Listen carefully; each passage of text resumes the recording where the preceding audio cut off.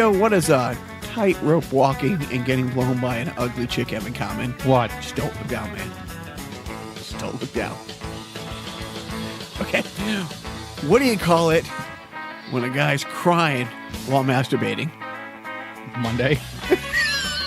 I was going to go with tearjerker, but you know what? That's a lot better. Hello, welcome to Carnival Personnel. I'm Jacques. I'm Joe. And we have our third co-host, a show regular, if you count 3 times in 98 episodes as being regular. What's his name? I'm going to let him introduce himself. What's up, guys? Jim here. Welcome. It's been months. It's been a year. a while. It's been a year. It's been, I don't know. Has it been a year? Probably. When did you get out? Almost a year. yeah. When did I go in? That's what she said. But enough of that. All right. So we'll get the. Wait, should I play the Jim theme? You have a Jim theme? If you got one. Oh. Yeah. I remember this. Theme. Jim's on the podcast. Ooh, Jim. Jim's sitting right here. Ooh. Carnival personnel won't be the same. Jim is joining the podcast. Joining the podcast. Voted for Trump. Jim, he's joining the podcast. Though he should be ashamed, cause his podcast is lame. Jim is his name. Jim. Welcome, Jim. See, that's honestly. Thank you. I don't mean this to insult you as much as it's going to sound, but that is the best part about you being here. It really is. Totally is. You know? It's such a letdown from there forward. Oh, God. But it does reflect accurately Joe's talents. Oh, it's Oh God! I How will dare you? say that. Now you seriously. have to leave. I mean, it's some of like the day he surprised me with the Welcome Back Carter Theme. parody theme that he did. It's like not a dry eye in the house. You know, not a dry Or eye penis, in the house. right? But a highlight of me being part of this is Joe's theme song, which I probably wasn't here for. No. In fact, it wasn't even about specifically you, Jim. It was another guy. The guy named you, but it works. You know. Yeah. Interchangeable. Yeah, so I don't know, like you haven't seen one of these rundowns, but anyways, we start off by I haven't seen this rundown yet. we've been I started a program beginning of this year to fat shame myself into getting in shape because I'm supposed to play hockey in Phoenix with a bunch of buddies in Memorial Day weekend coming up in May. So to kind of make sure that I try to stay on the straight and narrow, I've given Joe free rein and the other people to fat shame me weekly. I'm actually training to play hockey for the University of Phoenix. So see what I did there? Because they're an online. Right. So I'm playing NHL 94. Essentially, how I'm training for that. You could in '94. You could still be that hard for whalers. I know, right? And they still got the theme. How's that go? The whale. The thing that they would play, The orchestra. Yeah, the organ. Organ, yeah. I don't know. Well, I'll But fix it in post. if you're a fan of the Hartford Failures, do you realize a couple times this year the Carolina Hurricanes have played twice, full on, Yep. and I love it. Yep. I think it's awesome. great. I agree. But so this week, not the worst week. First time in like 5 weeks I've been back on the ice on my Thursday skate. Got a couple days of boxing in and one day on the elliptical, but looking down at the scale and the sheet, still a fat fuck. Looking down at the Reese's and the nacho cheese. It's just like that opening joke. Don't look down, man. Just don't. I can actually contribute to this. I went running 3 days this week. Who was chasing you? Nope. Right. I actually went running, but everybody does use that same joke every time I say I went running. I ran 45, 50 minutes through my neighborhood. 3 miles. Wow. Monday, I Tuesday, was gonna say Wednesday. a mile, but you're kind. It's it's a lot. It's tough trying to get back in shape. I definitely feel for you. Well, it's tough to get back in shape when you've never been in shape. I'm trying to get down to my original weight. 8 pounds, 4 ounces. So I got a ways to go. My friend Paul used to always say that. Shout out to Paul. Now, because, of course, now that you're here, that's great that you're here for, because March, as Jim well knows, is Women's History Month. Oh, yes. So, like each podcast during the month, we profile, this time we're going with women in politics and stuff like that. And you know what's interesting? Do you realize that 2/5 of all European heads of state are women. Wow. Yeah, I mean, Theresa May and Merkel in Germany and stuff like that. But a lot of the other Scandinavian countries, we're behind the times again. So but the interesting is those women, as you might know, won elections in which their elections, the way they work, it's a little archaic, like in Germany and in England and stuff like that, where if you have more votes than the other person, you win. Yes. So it's kind of fucked up and backwards. I know. They use that old-fashioned popular vote thing. Right. Where more people want this person than wanted that person. So to say we're a democracy where your vote matters, we're going to go by that. But hey, but you know what? They don't have 50 glorious states like we do. So they each don't. state has to be represented equally, no matter how few people live in those states. and how much of a drain on the resources they are. Yes, right. I think that the least educated states should be funded by the most educated states. Which they are. Right. Fun fact. Which is great. They are. California is really trying to help Kentucky as much as you can help But you know Kentucky. what? If I'm going to be kind of a socialist, guy, I have to sort of abide by those rules, right? Isn't that sort of the way it goes? Well, right. If you want things like universal health care. roads that everybody gets to drive on. It's called it's roads pronounced schools. I will concede roads are important. Yes. Right. Unless you got a 4-wheel drive and you're off-roading and you're... I think roads is a funny word. Roads. I'll probably concede roads. I'll probably concede School. healthcare. I'll probably concede school. And school's got to be honestly up there as high as healthcare. You'd have to say that. I mean, I think they're both important, obviously. But that's about it. But we can't. There's only way to exploit roads and profit off of them the way that we've done with the healthcare system and Terminal the pharmaceuticals. Yes, right. But we need big tar on board. Is there a big asphalt? I think we got big asphalt and big tars going on. Right. We got other things going but on. let's get back to get to the big news of the week. The thing that I think everybody is talking about or wants to be talking about. Mm-hmm. Was it an evil? Resident Evil 2. I unlocked the Infinity rocket launcher they said it couldn't be done. By they, I mean me.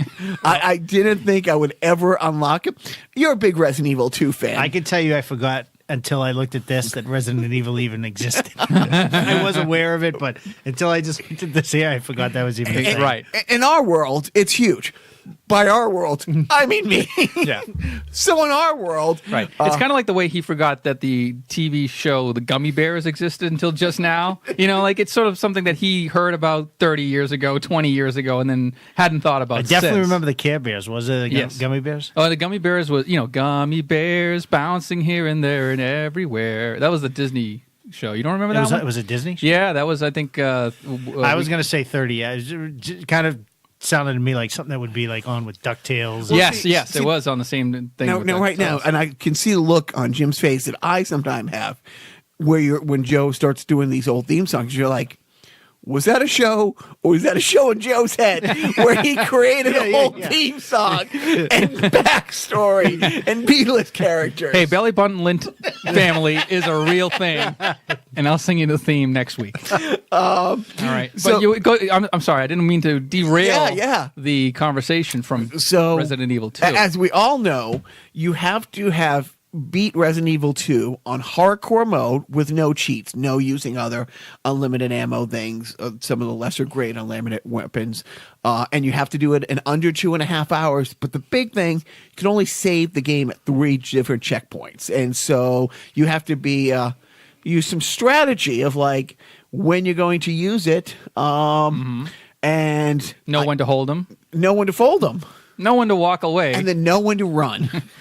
Yeah, which Jim has done. count your zombies. Well, I was going to say Jim has done that 3 times this week. I have ran Well 3 done. times this week. So yeah, and then that's when the euphoria / absolute depression. Yeah, it's kind of like finishing after watching something hardcore. Right.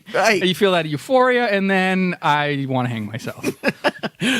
what are you watching? Hanging videos, actually. It's weird. But then and the reward for it, other than the oversized, check and confetti and Ed McMahon showing up at your door. Ed McMahon now. Now, right? Yeah, It's just because I think wouldn't it be great if he was in Resident Evil? Maybe he was One of his own, right? You may be a winner. Then you get to replay the game and just walk around with an unlimited rocket launcher. And it's great. It's like you shoot it at the zombie and watch it shoot 10 feet across the air. And, and after I beat it, playing Unlimited, I'm like, you kind of let down. You're like, well, I'm done with the game now. How much more fun can it be to replay the game again with the Infinity Rocket Launcher? You'd be surprised, my friend. You'd be surprised. It reminds me of like a great painter. He doesn't know when he's finished with his work of art. He doesn't know when to put down the paintbrush, and that's you with Resident Evil 2. It's like this game should be complete, and I should be satisfied, but just one more go. But I'm not the only one with big news, Joe. Yeah. Oh, are we getting? I was going to save it for video games. Do you want to? No, whatever. Well, I think this is the most important thing going on in the country this week. So why don't you drop your news? Okay. Everybody knows, that I've been playing Tetris 99 for the Nintendo Switch. It's a free downloadable game where you compete against 98 other players playing the same Tetris pieces as you. And you're basically playing against each other to see who can outlast everybody else, who can reign supreme. And the premise of the game is the better you do at making, combination of lines, the more junk lines you can throw at your opponents, and that makes it harder for them to win. Constantly, I've been placing somewhere in the 90s to the 80s, and then sometimes even second place, or as Jacques likes to call it, first loser. But finally, at long last, I forget the date, and I should have etched this on a plaque somewhere. But are you pulling up the text that I sent you, where I sent you the screenshot? On one glorious evening, on my second playing of that night, with hands shaking, with lips quivering, with beads of sweat pouring down my face, I placed first. Winner, winner, chicken dinner. That's what you had sent? In Tetris 99. It was on Monday. What date? March 18th. Mm-hmm. What year of our Lord? 2019 at approximately... I want to say like 9:30 Eastern. 9:44. 9:44 Eastern Daylight Time. And again, a big moment for the whole clan. Yes. And the sad thing was how legitimately happy I was for you. Because you had, the day before, texted me a picture of you getting the S Plus in hardcore mode on Resident Evil 2. So, we should definitely kill ourselves. This is, I think, the prelude to some sort of suicide Murder, pact. suicide, yeah. Yeah, all right. What have you done in video games this week? I haven't played. I have two small children and a real job. Yeah. I have not. What are you running from? Is what I I'm have asking. not played too many video games in the past week. I can tell you that. That's good. I have my biggest accomplishment of the week for myself is I went running. That's all I got to hang my hat on. That's three more. times. That's three more. times in a week. Pretty great. Yeah. Maybe we I should. probably could have done more. I didn't have time. I think I'm going to take up World Class Track Meet for the Nintendo. Do you know what that is? Yep. That the Power Pad game where you run in place. I'm going to do that. Except I'm going to get on my knees and use my hands. Do you have instead. one? Do you have a power? I have two Power Pads. I was going to say I'd be disappointed That's if pretty- the answer was no. I have one. Yeah, it's that checkered thing up I there. remember that. Yeah, I have that. remember trying to get to jump. All I remember is trying to get to jump and like running into the. I think I slipped a couple of times because it would be like on a hardwood floor. Yeah, running into the trying to run in, jump the hurdles. Yeah, and I think I just remember just keep running. and there was like the triple jump one where you Yeah. have to jump like 3 times. What a waste of money. Anyways, yeah. Sometimes I don't think those things were. I mean, probably for the time, but they probably weren't released. They just never seemed to work properly. No. I'm sure it was me. I was horrible at video games, but it was a gimmick. Yeah. It was just like, you know what it was? It was more of like parents were afraid that the kids were just vegging out. Right. And it's just like, no. This is not just your ordinary average video game. This is interactive. This is going to get your kids to lose weight. Kids this is love to work out. Right. This is going to get Fat Johnny off his fat ass. No. No. Wrong. He just used it as a blanket. Or a cape. Probably a cape. Yeah. 'Cause it didn't Or work. a tent. A moo-moo. Yeah. All right. And now, do you want to move on to that other boring thing that happened this week? Yeah, I mean, it's not. Does anyone even care? Is anyone even talking about it at this point?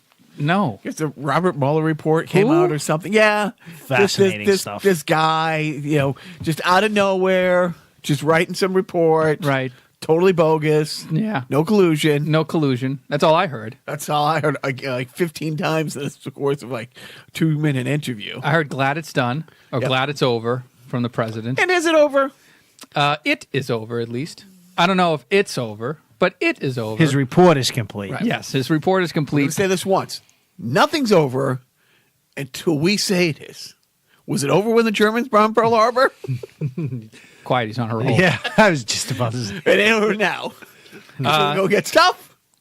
Yeah, so we're just waiting to see whether the Attorney General Barr is going to actually do anything with it, whether it's going to go to when it's going to go to Congress, if they're going to see it, if anybody's going to see it. He said they'll get at least a bullet point summary this weekend. But both sides are saying, no, you have to, because the thing is, the president is set. Like, the president is set to release the whole investigation, and the Democrats are already citing. It's like how many, and I even hate to bring it up because it is a joke, but how many tens of thousands of pages of interviews and witnesses and investigation that they had to release over the Hillary thing. Remember, because the whole time she was Secretary of State, she was using WhatsApp, which is a public unsecure. Oh wait, that wasn't. That was Hillary. Jared Kushner. Oh, okay, but that was The way son-in-law of the president. back before anybody made a big deal about. I think that was using- actually like as recently as this week or something. Oh, so I was today year old when I realized that was going. No, but the whole thing, and of course, like I was talking to Joe, how disappointed I am. Kind of that it's over in a lot of ways. The fact that Bloatis did not have to sit down for an interview, let alone be deposed, let alone have the deposition be made public. And I think you were most disappointed in Robert Mueller's suggestion or his recommendation of no further indictments. Right, from his end, and no further indictments, because for weeks they were talking about there's several sealed indictments now, like with like we found out with Gates and with Cohen and with Manafort. No, not Manafort. Remember how I thought Manford. Manafort. Manafort. A man-o-fort. Manafort. Not to be confused with the Ford of man. But you can see where that confusion would be. Right. It's a thin line between clever and stupid. But with all of those cases, the Mueller team had turned over indictable information to states.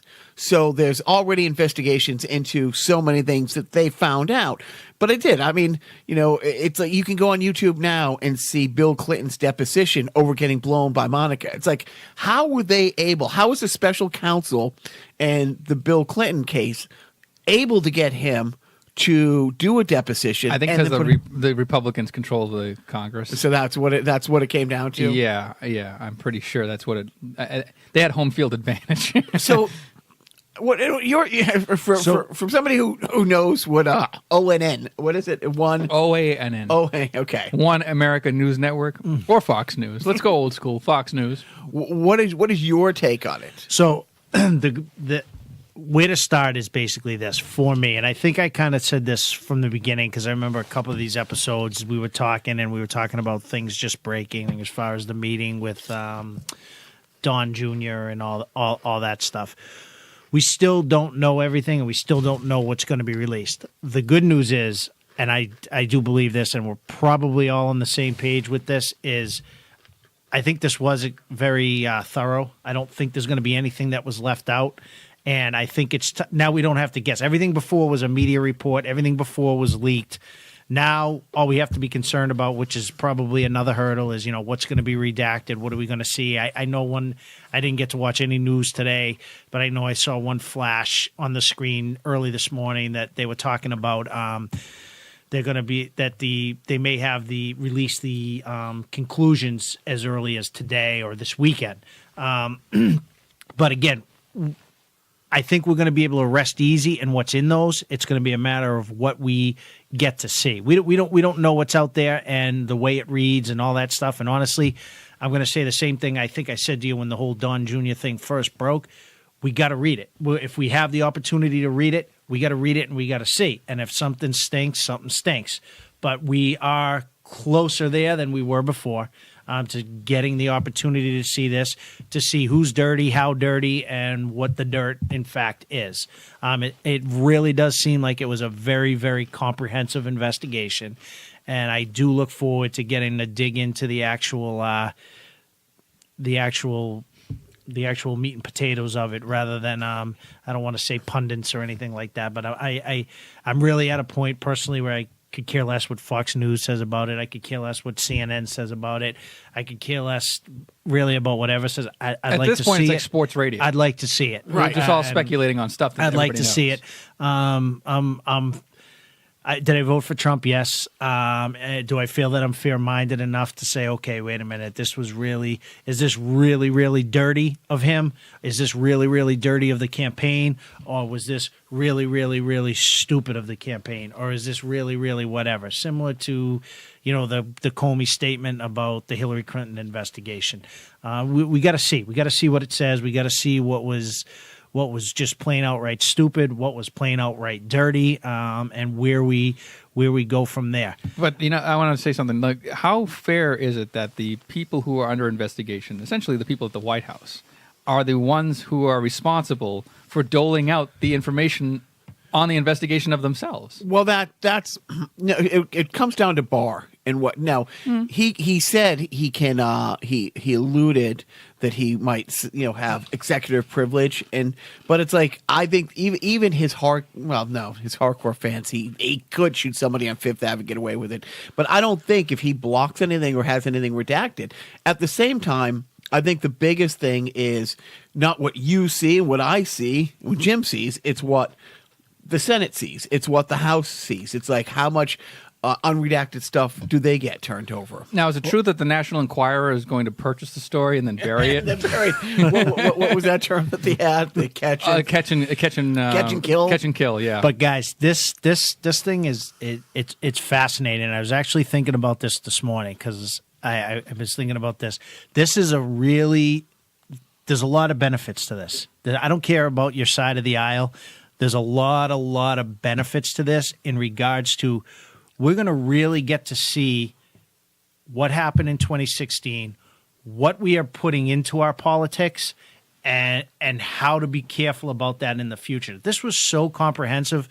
I can't promise you I take it from some of the podcasts I listen to. You two guys don't like Trump. Am I right on that? No, I have a whistle named after him, so yes. But I can't promise you we're going to fix everything in the past. But what I can promise you is I think this investigation by Mueller is going to be so comprehensive that it's going to make a lot of progress in policy going forward as far as what we're putting into our politics. If you read or look into that investigation and you look into when he indicted the 16 there from the Russian, from Concord Analytics or whatever it was called, Cambridge Analytica, or whatever it is. That's a fascinating thing. There was up to 80 people involved in that. That were that's on the public side. But my point is, and I'm talking about. Let me go back a little bit. Yeah. When I'm talking about what we're putting into our politics, what we're all putting into our politics, because these are things that were out there. These. I mean, and you guys know me well enough to know I'm no internet person. I don't spend a lot of time on the internet. You're busy running 3 times a week. Yeah, this week. This week's my start. But in all honesty, like what we see and what we saw in this, and if regardless of what side of the aisle we're on, if it's information put out that's trolled from other governments, other influences, whether it's money or whether it's just propaganda or whatever it is. I mean, I'm sure at some time, if we're not careful, and I don't mean to relieve myself of this, I just don't tweet a lot. I don't think I've ever sent out a tweet. I've seen Twitter. I've looked at it. But you didn't inhale. But what we retweet and what we put out there, like we got to be careful. We got to know what we're really putting out there. And I think big social media learned that. I think we as individuals are learning that. And I think the real collusion was within ourselves. It was in you all the time, Joe. The collusion was in you all the time. I know. So, but no, I agree with you that like a lot of people. That was the big thing about this last election is that the way people ingested news wasn't the traditional way that had been ingested in the past. You know, people were getting quote unquote news from social media, and people were buying into it as sort of the same legitimacy as an ABC News or a CNN or a newspaper. You know, like actual journalism, and then journalism. Then when you hear stories from actual news organizations regurgitating the shit that's in social media, then that's where it gets really blurry. It's like they're even reporting on the fake news, but now is the fake news the same as the real news for now? the longest time, I was so lost on what they were like. I truly, I'll be honest, I was so lost in like all this talk about what was going on in Twitter and what was going on in Facebook that affected the elections. And I'll be honest with you, and I don't know if I'm alone in this or not. I was having a real hard time wrapping my head around what could have possibly been going on in Facebook and Twitter that would have influenced an election. Like I just couldn't get.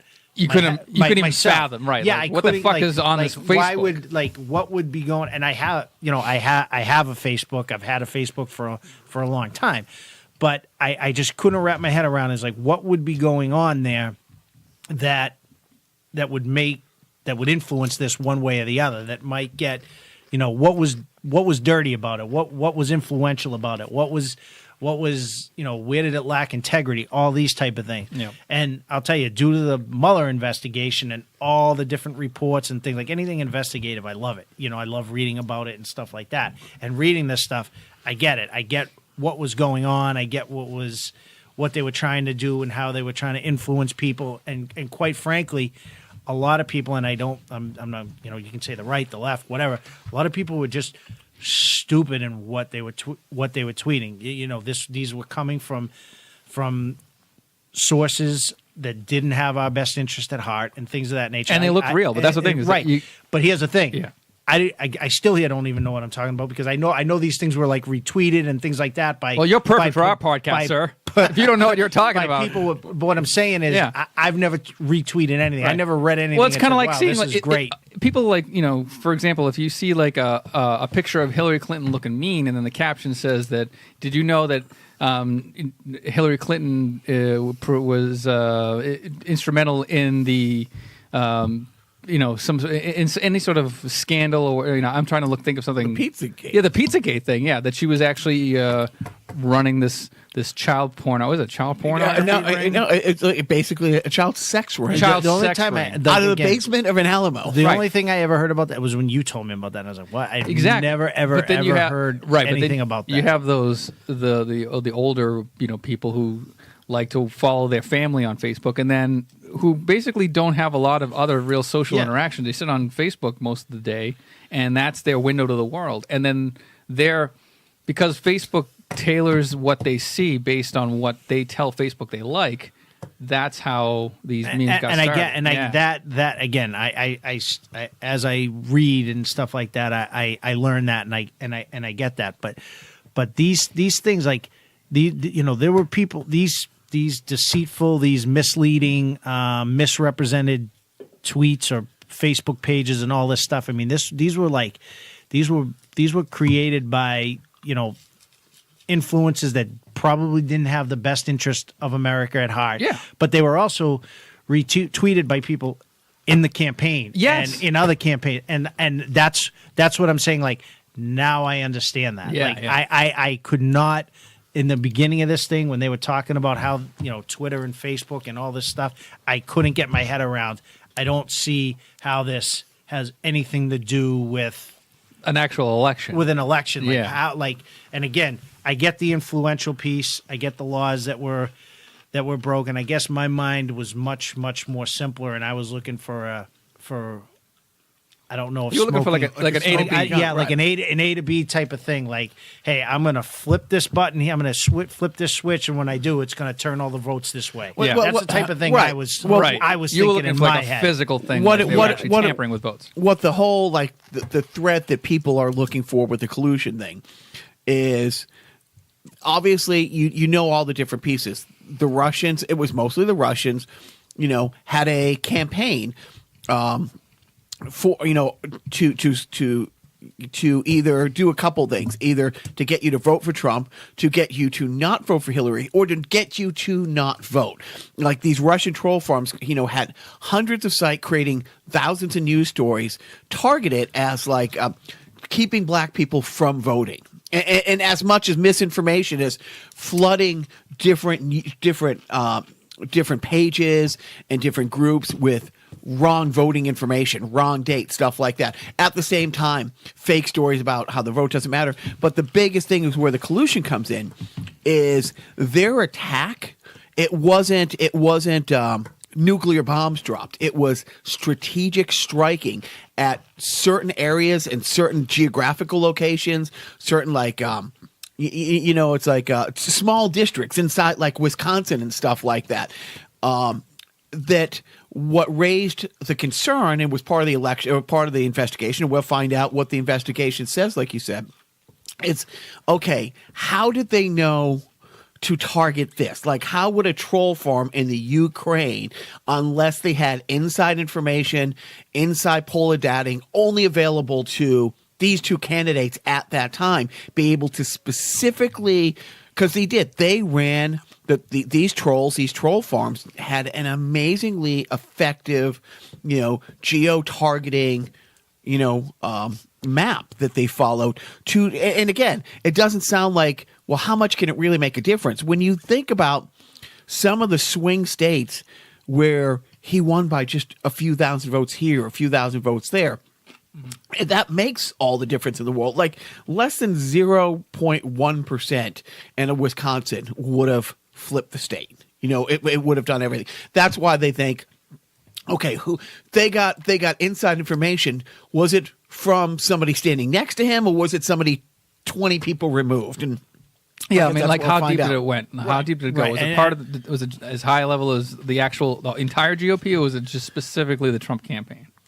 Or did they just know? And I think one of the other unless he was dragged out of 1600 Pennsylvania Avenue and made to do a perp walk, and the whole clan, the whole. And I don't do anything. Does anybody really think that's gonna think or hope? No, think. But I thought Don Jr. would get indicted. I thought but what may come from this investigation is there are already legitimate other investigations going on. The inauguration is under serious scrutiny. His taxes under serious scrutiny.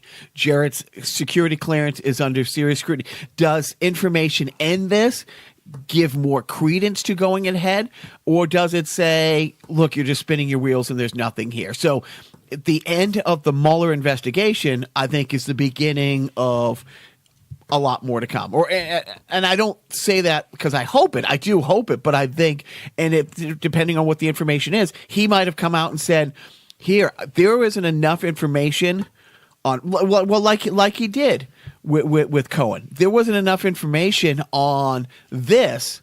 Michael Cohen wasn't charged with colluding with Russia, but through the investigation, there was enough financial things that everything got turned over. So if there's one silver lining, it's that we know from 3 years, has it been 3 years since about 22 months. 22 months.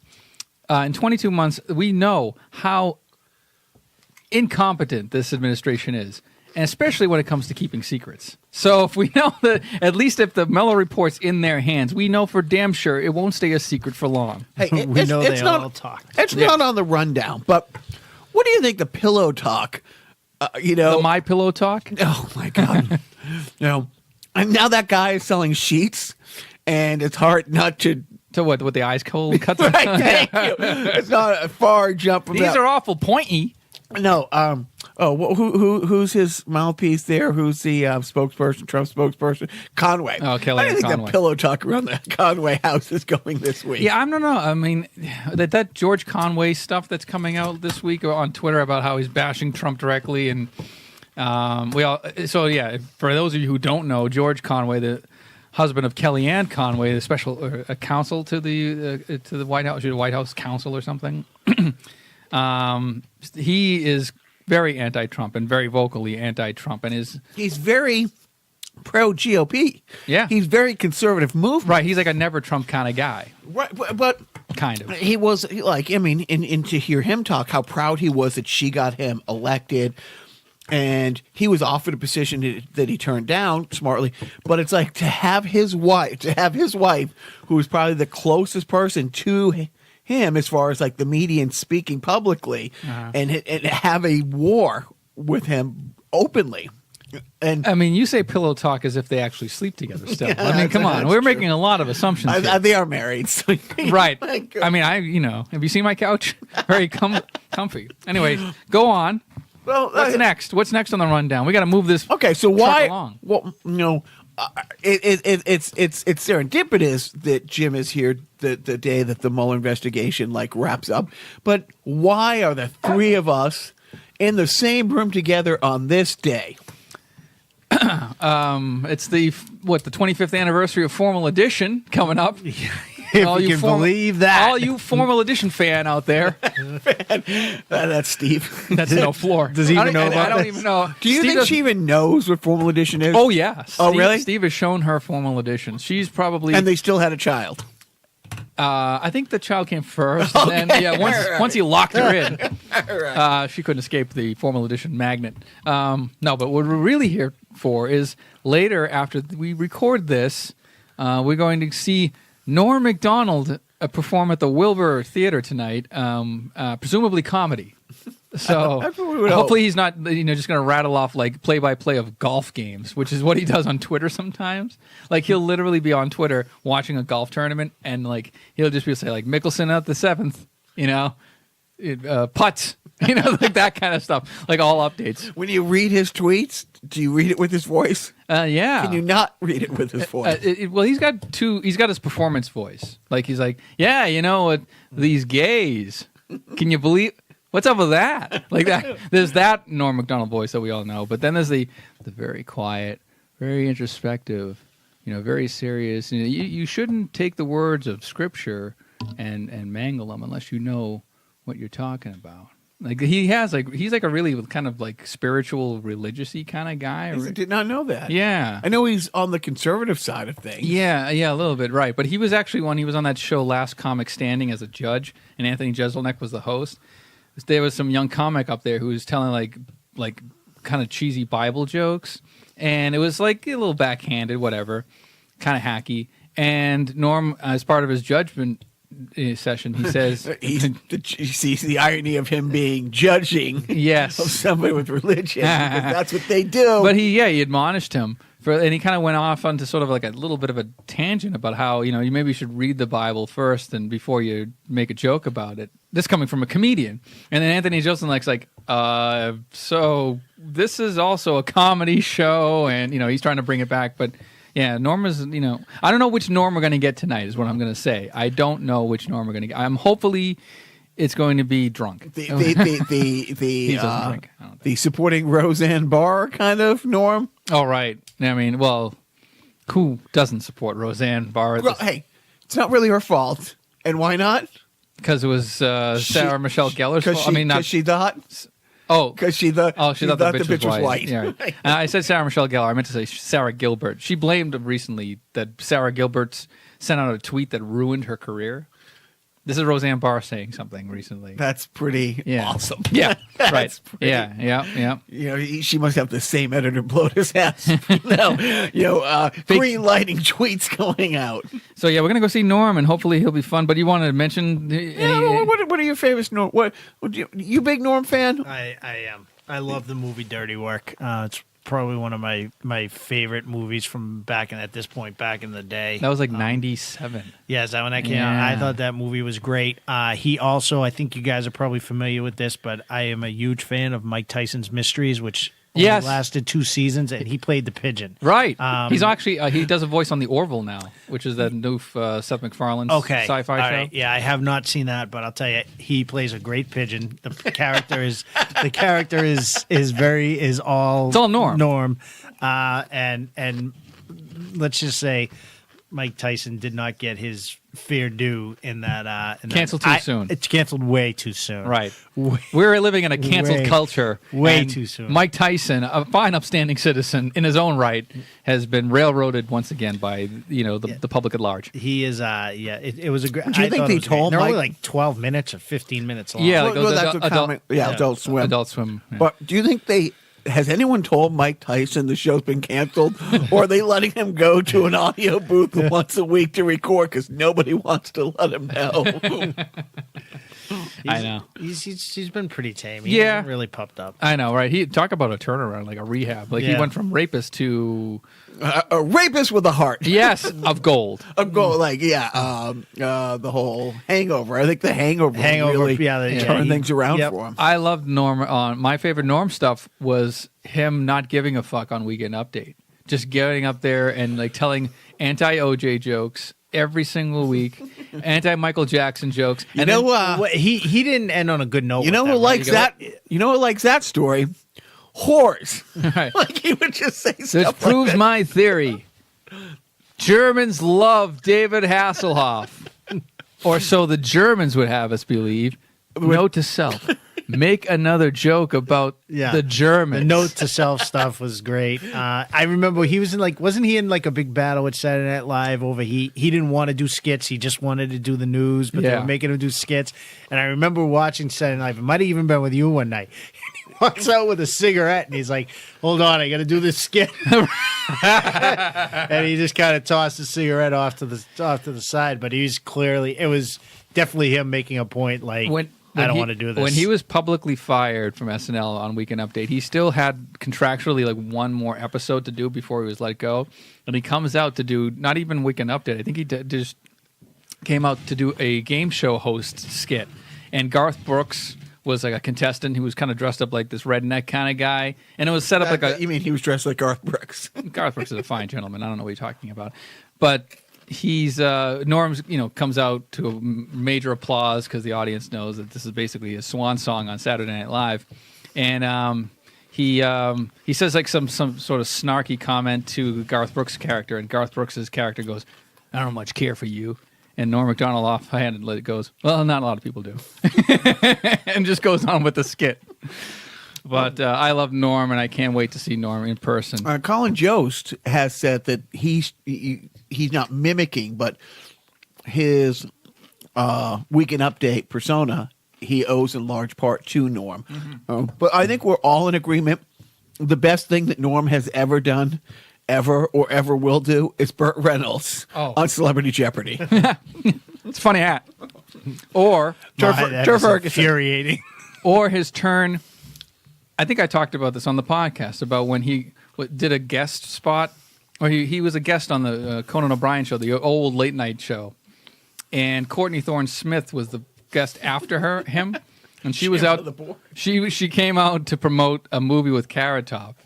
She just left Melrose Place, and Norm was sitting still on the couch and just interrupting her interview just time and time again. And Conan just like, he's looking at Norm like, stop, you have to stop. But he's laughing throughout the whole thing. And then finally, she wraps up the interview, or mercifully Conan ends the interview. And he goes, all right, so you're going to be in a, you got nothing really to plug. No, it's, you're here to, you're going to be in a movie with Carrot Top. That's great. And it doesn't have a title yet. And then she just chimes in with, it's called Chairman of the Board. And he goes, oh. Looks at Norm. Do something with that, you freak. Mm-hmm. And then Norm immediately goes, I bet the board is spelled B-O-R-E-D. And then everybody just dies. Conan like just walks away. And then I think I ejaculated. Yes, that's how I ended every Conan O'Brien episode back then. But we agree that his Burt Reynolds turned Ferguson is the best thing he's ever going to do. Right. Yes, I agree. Aside from being a pigeon on. Right. Okay. Well, all right. Agree to disagree, I guess. Well, now look what time it is. What's it? It's a time for the defunct sponsor of the week. Ever since he was a kid. Hand over the milk money. I'm afraid I can't do that, Derek. I'm just not sure you'll spend it on milk. Mitch was only good at one thing. You are the king of revenge. Now he's making it a business. That was really funny, sicking the cops on us like that. I thought it was funny, but I'm surprised you guys did. So if you need revenge, Let us do your dirty work. call the professionals. They'll give you the shirt off their back. Ah! Dirty Work. Rated PG-13. Starts Friday, June 12th. Okay, now into sport. Well, you're a baseball guy. You jacked up about the Sox. Yeah, I'm ready. I'm ready for the nice weather. I'm ready for baseball. I also have the MLB network now, so I'm looking forward to being able to watch a couple of late night West Coast games as well. I usually, with every sport, I like to pick another team just to kind of get behind along with my home team. And I think this year it might be the Pirates, but I'm not sure yet. And that's solely based on uniform, by the way. It's not based on anything else. Not a big throwback Roberto Clemente fan. No, I love those yellow uniforms. I love them.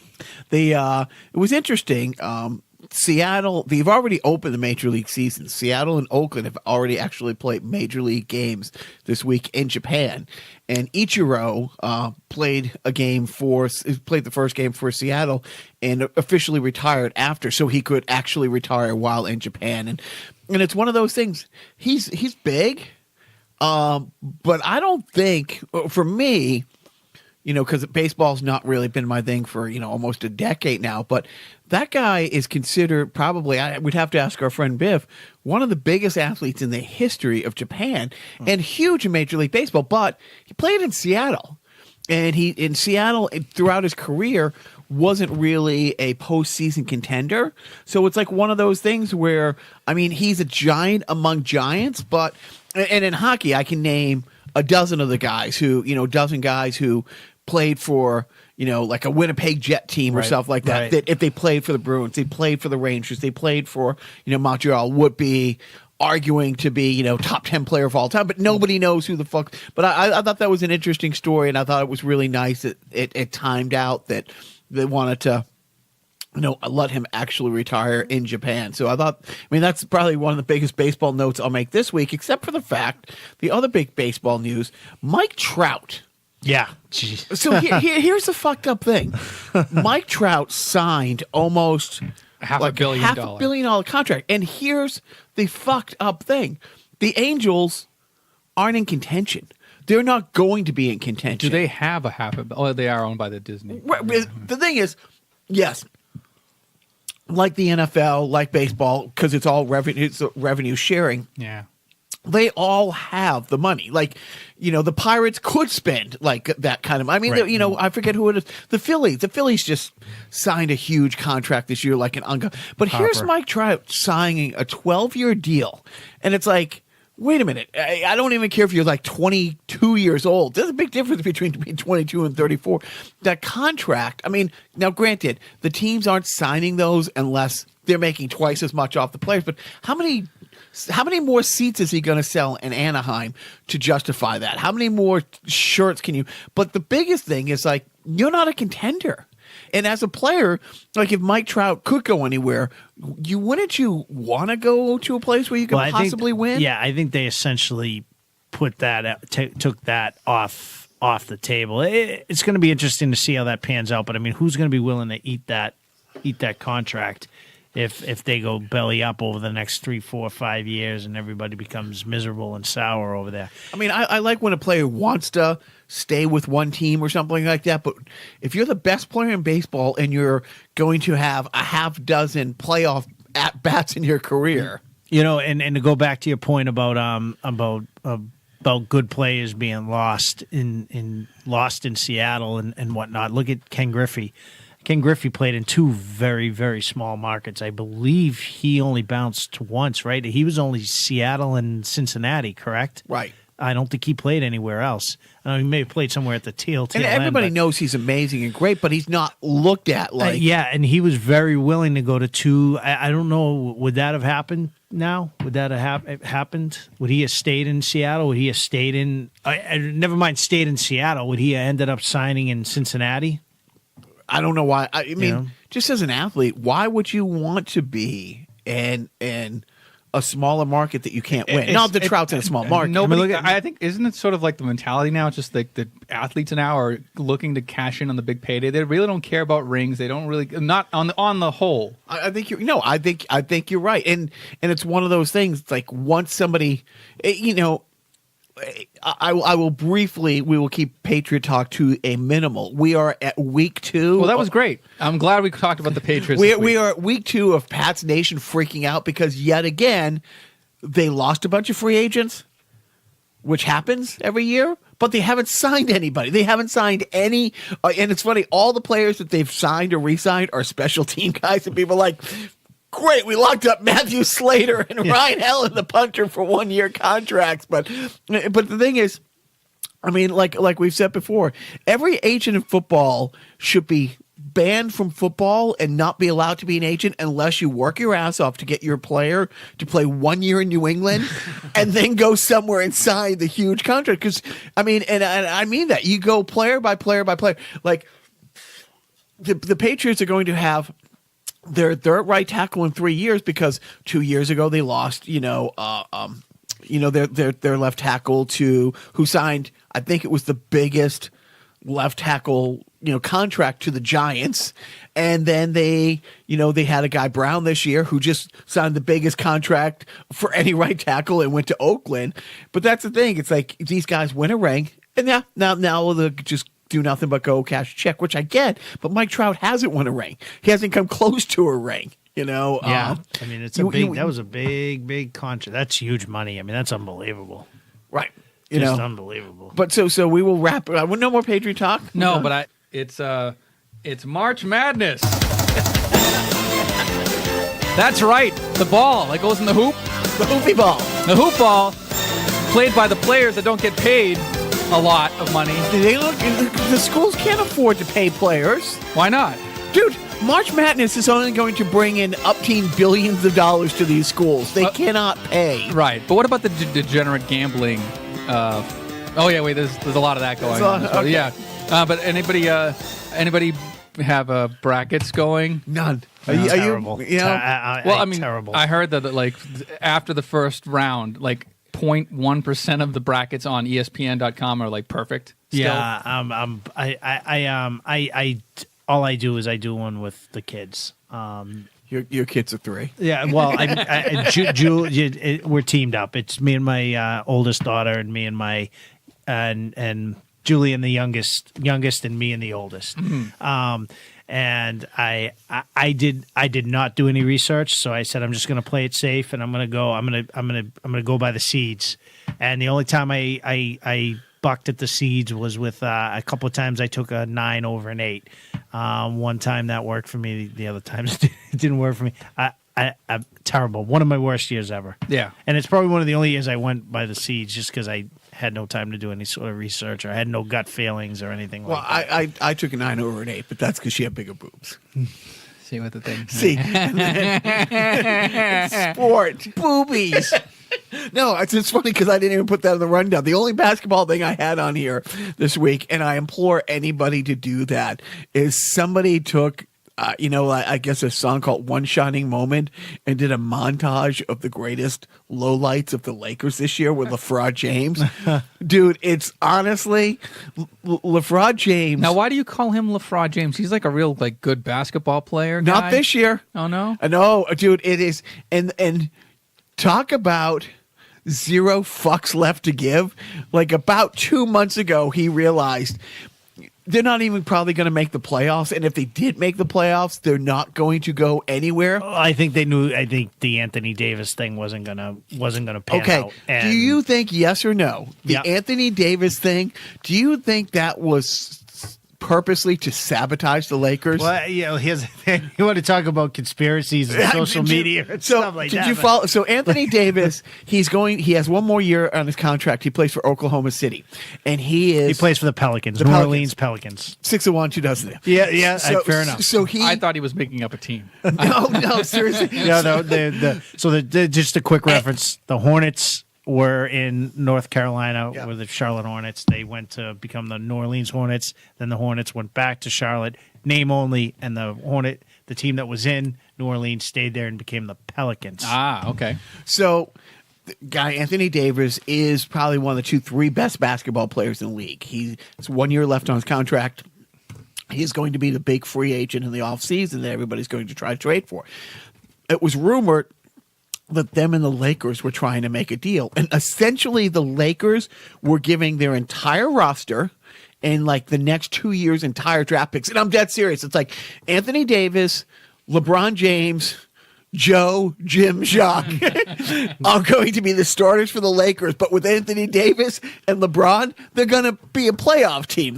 And so what ended up happening is as a trade deadline is getting to there, and the Lakers were going on the road, like entire stadiums were because LeBron James is the de facto GM and the coach of the Lakers, and the whole stadiums would be chanting when somebody went to the free throw line, "LeBron's gonna trade you, LeBron's gonna trade you." And I mean, and the Lakers completely fell apart, and now there's this whole did the Pelicans purposely do this to sabotage the Lakers and all? I mean, it's the drama is great, but if you watch it, it's One Shining Moment is the name of the song. And there were a few. I'm not a basketball guy at all. I'm not a hoopy ball guy at all. But there was some place where, honestly, my favorite play in NBA in the last at least 5 years, LeBron is just standing there as his guy is kind of getting in position to get a ball, get a pass, and his own player pushes him in the direction of the guy. Just pretend to play defense. Like, honestly. And it's not like he was pushing to get around him. He was watching his guy and pushed LeBron right into the direction of the other guy. Like he was at a prom and he was like a nerdy guy that was wanting to ask the girl to dance but needed a little and his push. Buddies gave him a little push. I mean, it's some of the clips in this, some of the low light, and granted, you could take the greatest team in the history of you could make a low light reel of the Patriots this year. You could make a low light reel of the 72 Bruins if you wanted to. I mean, out of context, but this low light reel, honestly, the Washington Generals watched it and said, "Man, these guys don't hoopy ball well at all. They just don't." So, we touched on that. The Bruins are still doing great. Yep. I couldn't be more excited about the Bruins. My boy Brett Marchand on the same play, he had an assist to a goal the other night against the Devils. It was Bergeron's 30th goal of the year and Marshy's 90th point. They've had points in like 23 of their last 25 games. Unbelievable. They're still like 20 points behind the Tampa Bay Lightning, who they will have to play in the second round. And it's one of those things, the way the seeding works, like the two best teams are probably going to play the Stanley Cup. Yeah, it is. I mean, the Bruins have like the third best record in hockey. They're like 2-3 points, away. The Sharks are a point behind them, and I'm not kidding. It's not an exaggeration when I say as great as the Bruins have been for the last 4 months, Tampa's been that great 7 months, and that's who they're probably going to have to play. So as excited as I am, is they're firing on all cylinders, is their goaltending's great. Are they still called the Lightning, or are they called like the Flamingos? No, they have. But I did want to point out, I think we talked about it last week. Did you see Conor McGregor, Jim, was in the locker room with the Bruins last week? Yeah. And the debate on sports radio for the whole week is, could anybody on the Bruins or anybody in the NHL, could anybody on the Bruins go toe-to-toe with Conor McGregor? And on one hand, Conor McGregor is a killing machine. He's an MMA monster. But everybody, all the sports people were saying, do you realize two things? Actually, how big Zdeno Chara is, and that his father was an Olympic-level Greco-Roman wrestler. That Zdeno Chara, who's a fitness guy, like if you see him, he's like bounces at like 1.2% body fat. He's one of these fitness freaks, but he comes from a Olympic training level Olympic wrestler, so he can do that. And so that was a talk this week. So I think he could. So what ends? Go ahead. No, I was just going to say, I think anybody on the Bruins could take on Conor McGregor if you put him on skates. That's the whole edge. But seriously, so what ended up happening? And I've heard players and I've heard broadcasters talk about Chara over the years. It's like he holds back so much because he's the one guy who could kill somebody with a punch. So the other night he gets challenged. And what I love about the code and hockey is you can see, the guy. It wasn't the Devils. Damn it, I'm blanking on what game it is. But the guy says to him, "Do you want to go?" And Chara looks down, and they talk about it. It's like, okay, after the next whistle, let's go. It wasn't a spontaneous, you hit me, I took exception, we'll drop the gloves and go. And very often, there's a respect thing. Spontaneous fights happen, but if two heavyweights, the guy he's fighting is 6'3", maybe 6'4". It truly looked like me fighting my 11-year-old. I mean, when they dropped the gloves, it was almost like he put his palm on his forehead and the guy was just punching air. But Chara has him with one hand.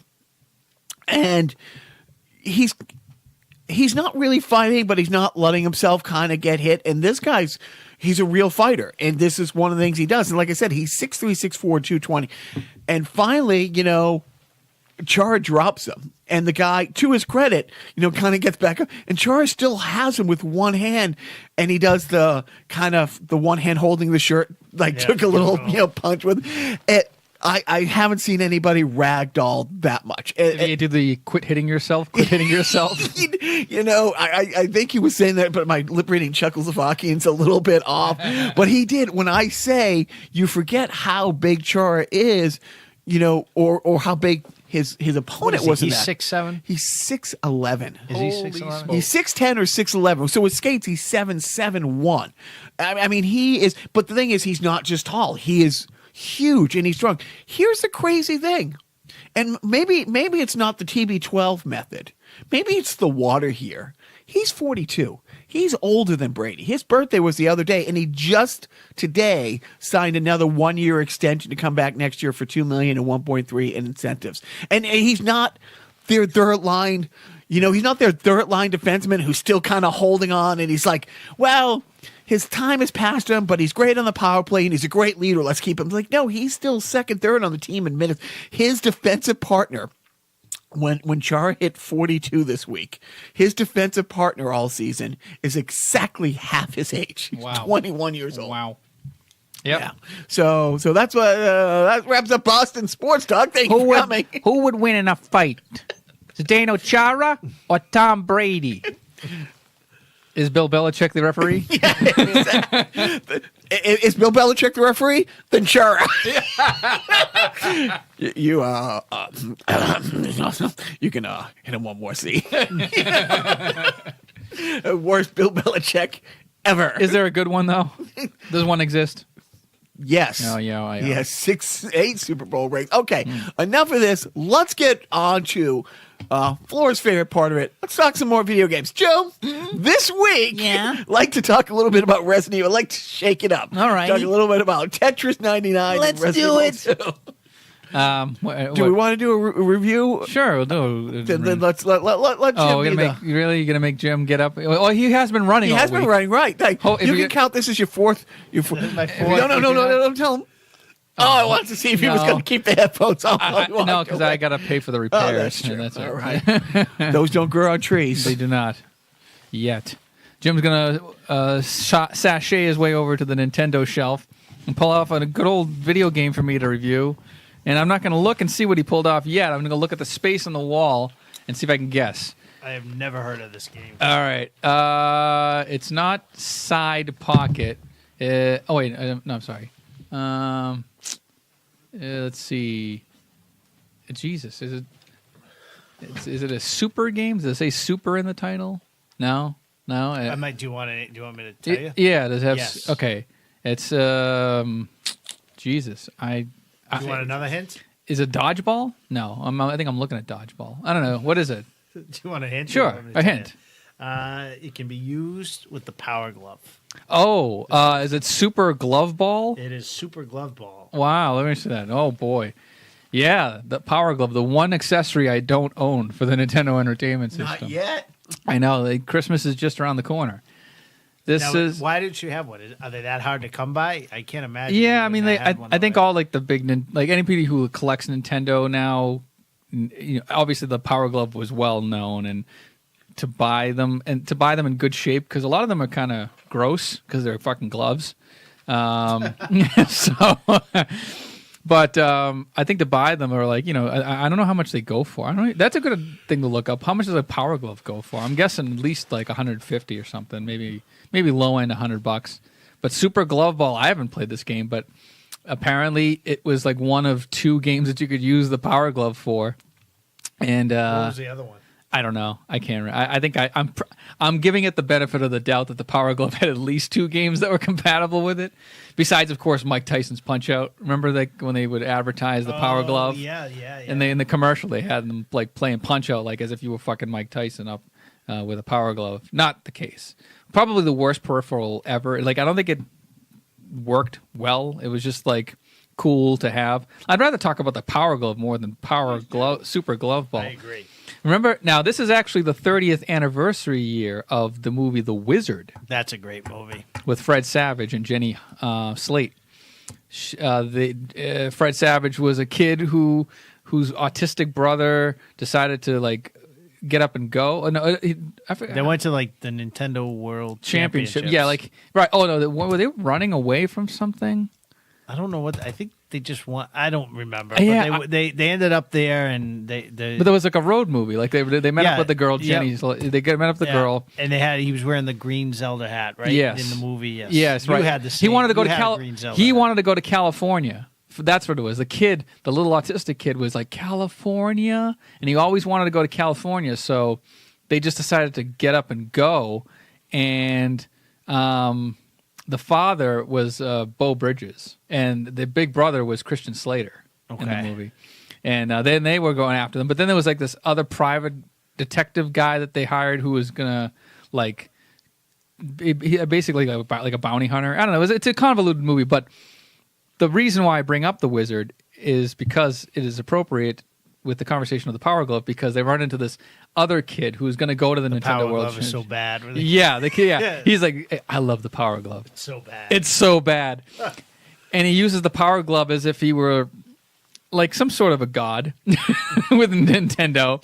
I forget. I think he was playing Rad Racer, the racing game, and he was using it, and he was like getting, he's like going at the maximum speed, and he wasn't hitting any cars, and Fred Savage and his little brother were like looking at him with awe and fear, as they should, because the Power Glove is that bad. But that's what made the Power Glove so popular. And also, the movie was basically a big Nintendo commercial, and it was also there to promote the upcoming Super Mario Brothers 3 game that had yet to be released in the United States. That was what was the final game at the Nintendo World Championship. I forget. No, it was called Video Armageddon. That's which the Nintendo World Championship that year. There was a real Nintendo World Championship the year after the Wizard. So it was all synergetic. I'm a big nerd. I'm going to go cry in a corner after this podcast. But before we go to Norm. And we got to eat. All right, that's right. Okay, I'll cry at the restaurant. If you didn't own that, what would you be shelling out? $5. $9.99 used. Okay, well, a sucker would pay that money. Sucker did. I don't know how I got this. I think I got this as like part of like one of those flea market lots years and years ago when people would sell like 30 Nintendo games for like $20 or whatever. Back in the good old days. When they didn't know the gold mine that they had. Fools, I tell you. And is that is that a knockoff power? Is that a knockoff Power Glove, or is that a? This would I can't have nice things. Nintendo Power. Read the entire. Read it verbatim. What does it say? Nintendo Power Glove. Say it. What does it say? Oven mitt. Oven glove. Yeah. So you got a free oven mitt. You want to stick around for an oven mitt? You want to stick around for a Nintendo Power Glove oven mitt? Wow. I rigged it. I rigged it. I don't know how much it was. Is how you go through life feeling? Because I really hate myself right Okay, Nintendo Power Glove, very rare desk lamp, $179. Oh, that's an Etsy thing. Someone turned it into a desolate. Probably like homemade. I know. I'm gonna look this up. What does it go for? Come on, eBay. Nintendo Power Glove. I mean, I can't find the fucking thing. Well, That's crazy. we won't read the whole thing, but the Power Glove got a 3-star rating from the Nintendo Ultimate Guide to the NES Library. From Pat Contry's book. Great. Good for them. Pat didn't even write the reviews. I don't even know if you F can. it. I don't even know if you can find the Power Glove on eBay. That's how bad it is. Right. Yes, I think it's too hot. It's too hot for eBay. So that's it. That's all I have for Nintendo this week. Okay, fantastic. So I think we're about ready To talk about television. television. You watching anything this week other than Blue Bloods? Are you talking to a mirror, sir? I do not watch Blue Bloods. I watch Cheers. How far along are you in Cheers? We've met Eddie LeBeck, oh, star goalie. there we go. Oh God, who did Carla's he play? husband, right? He played for the Canadiens, right? And then not Carla's husband yet, but Oh, sorry, spoiler alert. yeah, Sorry, Jesus. jumped ahead on it. And don't tell me if he dies with a Zamboni, because I do not want to hear that news. He is a great. Do you remember Norm, Norm's TV show? He was an ex-hockey player, NHL. Oh, hockey right. player in the show. Yeah. And Laurie Metcalf, I don't remember if she was his love interest or just friend. I think it was just like a friend. Maybe, I don't want to say mother. No, it had to have been. No. Yeah, they're of the same age. I think it was just like a friend or something. But yeah, she was on that show. Has she never not worked? No, I mean she's either winning Tonys or getting nominated for Oscars or selling her soul to the devil on that Roseanne ripoff show, The Conners, which got renewed for a second season. So congratulations, Laurie Metcalf. So doing research for Oh, I thought you were chewing. Norm, if we're talking about Norm, I was watching a couple old episodes of Norm Oh yeah. versus the new episodes of Norm. And in one episode, before the episode starts, the set's, black and behind him, but you can see the studio audience. And Norm says, tonight's episode is not for young viewers. We strongly suggest that if there's young viewers that you don't watch this episode or tape it and watch it later. But here with a, what do you call it? Contrary opinion. The devil. Literally, a guy in a devil suit comes over and he's like, this show is great for the family. It's fine for children. The younger the child, the better. You know who else was on that show with Norm? You're talking about the ABC show Norm. Yeah. Max Wright. Do you know who Max Wright is? He played the dad on Alf. This Alf, what are you doing? You're gonna get caught, and then I'm gonna go to jail, and I can't take prison, Alf. I can't take it. He's apparently a crackhead. Oh. Apparently. Because that's Now it was. later. Because I think I remember hearing Norm on a talk show saying like he had seen Max Wright like on like a park bench. You ever see the movie Permanent Midnight? No, I don't know what that is. Damn it. Okay, we're going down the Alf rabbit hole. Come on, Jim, it's going to be fun. Oh, God. I think you told me about this years ago. So it was a famous book. Ben Stiller played the guy in the movie, and it's a true story. There was a writer who I guess was like a genius, really smart guy. He got on Alf, but he completely a heroin addict. And was making tons of money and wanted to get off of Elf and get out of his contract because he hated it and wanted to do bigger and better things. So he kept writing really bad scripts, and the worse the script, the more they loved it. like the more implausible, stupid thing, Right? And he did. He had a couple like mental breakdowns, like on set and stuff like that, arguing with Elf and stuff like that. But yeah, it's just funny. But does the movie reflect the Alf years a lot? Oh, yeah. Okay. Permanent Midnight. Permanent Midnight. I mean, with Ben Stiller, it's like he's about 20 years old, but the book was like a best-selling book. I'm blanking on the author's name, but the movie's good. Okay. But literally, now that we're talking about Elf and why wouldn't we be? Hey, Willie. When's the last time you've seen an Elf action figure or doll? Oh, I haven't seen one lately. I'll tell you that. Why don't you much. look over there it Jacques' is. shoulder? And he's wearing his he's wearing the. So by you haven't seen it lately means you haven't been in Joe's. You haven't turned your head to the left. I haven't seen. I have a stuffed Alf doll way in the corner, looking fondly upon the very life-size animatronic Homer Simpson what was it? What'd you call that? A statue? The dancing Homer that you actually gifted to me Yep. because you purchased that years ago. Yep, there he is. Yeah, it dances and sings. And how much do you think it's worth now? It doesn't fucking matter. You're getting that over Joe's cold, dead hand. What are you watching on the TV? I, this week, got back into this season's Mystery Science Theater 3000, The Gauntlet. Yes, and Mac and Me is in there. Mac and Me is in there, which is great.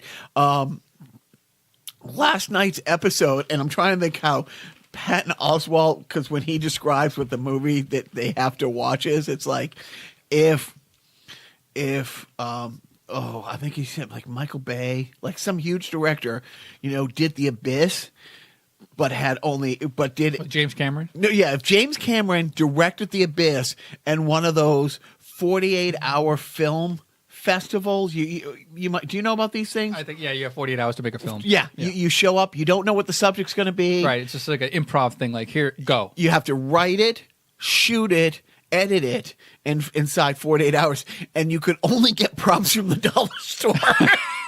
That's how Patton Oswalt's character prefaced it, and I think he oversold it. Like when I say the acting was, it's like I think one of the movies is a what is it? A Pacific Rim ripoff.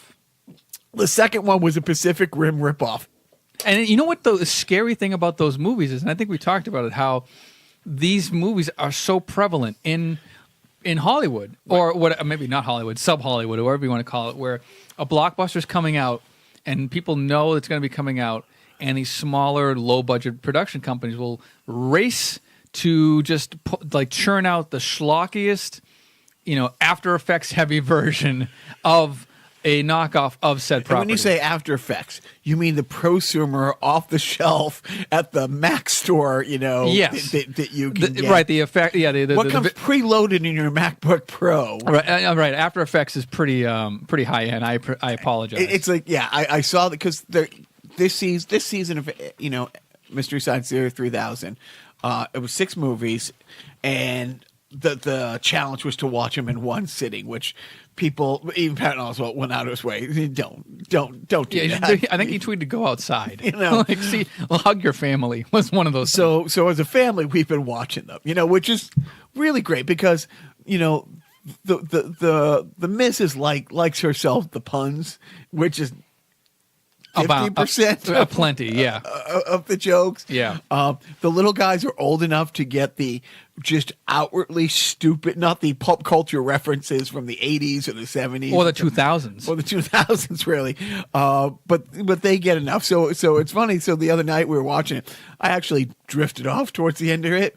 And then I got up in the morning and they're like, oh, we got to rewatch it because you missed the ending. Oh, it's like, man. I didn't miss much, but it's like they stayed up and watched, but it was this undersea thing. It doesn't really matter what it's called. It was just awesome. Right. Awfulsome. What are you watching anything on TV that you want to recommend? Netflix, watching, wrapping up the second season of, it's called Secret City. It's basically like government taking down terrorist type stuff. It's called Secret City. It's actually a Australian show. Is it a drama? Or yeah, it's a drama. Okay. It's really good. It's does it have subtitles? Nope. Because it's Nope. Australian. See what I did? It's I think it's excellent. It's really good. It's you got to be into that type of thing. I don't think it would hold everybody's interest, but I love it. I think it's really good. Another thing I'm watching and I'm reminded of is the new Ricky Gervais show, Afterlife. It's like 6 episodes, half-hour long. He plays a guy whose wife dies, but she's dying. She was diagnosed with cancer, and during her final days was recording a video to her husband to just sort of say this is what I want you to do, and don't be an asshole, and live your life, and all these sort of uplifting things. But Ricky's character is this sort of fuck life. I want to kill myself. My entire life was the less than 20 years I spent. Oh no, he was married for 25 years with his wife. They didn't have any kids. They had a dog, and he would just be just a dick. He turned himself into the biggest fucking dick. He would tell people to fuck off. he would go to work and just start making fun of it, just insulting people to their face, and just So he turned into Ricky Gervais. Exactly, right. Imagine if Ricky Gervais was a nice guy, and then he morphed into Ricky Gervais. But of course, it's more. Started off you, no, and then he became me. No. Strike that. Reverse it. But it's about basically him moving on and like getting over himself and stopping with the pity parties. And he also has to he visits his dad who's in a nursing home, and it's rated MA, so it's all swearing and a lot of C words because it's England. I recommend watching it. I sat, it's like one night's worth of viewing because it's like it goes quick, and it's 6 episodes, and I like that. So watch Afterlife. I say I'll put it on the list. No, you're gonna watch it. Okay, we aren't leaving this basement until you watch this. I'm actually okay with that. What time out? We have time. We have time. We just want to and then go. All right, Jim. Do you got a parenting tip? So your kids are what? 4 and 2, 5 and 3. 4 and 3. You got a parenting tip? Keep it cool. Just the tip. Big. Keep it cool. Don't let them drive you crazy. That's pretty much it. I say lather, rinse, repeat. You make them do stuff. It's like. But then you have to do stuff because you have to make them do stuff. No, that's kind of yes and no. Okay. Yes and no, but it is one of those things where they're doing boxing now. And my kids aren't athletes, but they are smart mouths. So it's good that they take jiu-jitsu and boxing. So they have the Conor McGregor part down of the smart. Oh, right. But they do. Like, especially the youngest one. He is the shit talker of shit talkers. But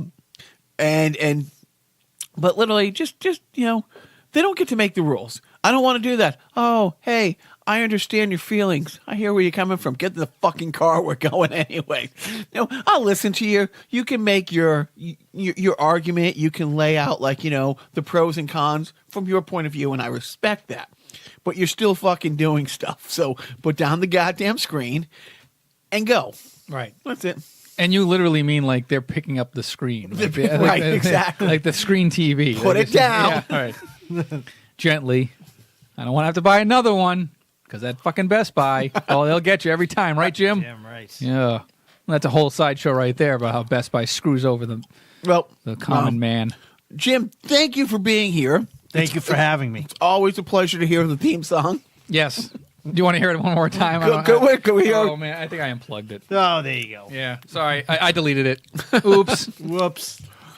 But Joe, thank you for being here. we only have this is number 93. We only have 7 more to go. No, nice try. The countdown begins, ladies and germs. Nice number try. 100's our last one. Spoiler alert. Nice try. No, there is no try.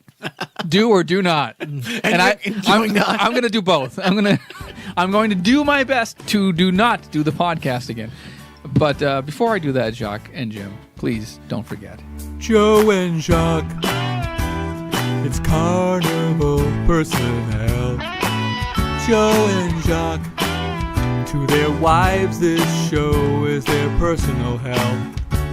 Well, the show sounds the same every single week. Pats are great, Trump is lame, and Joe barely speaks.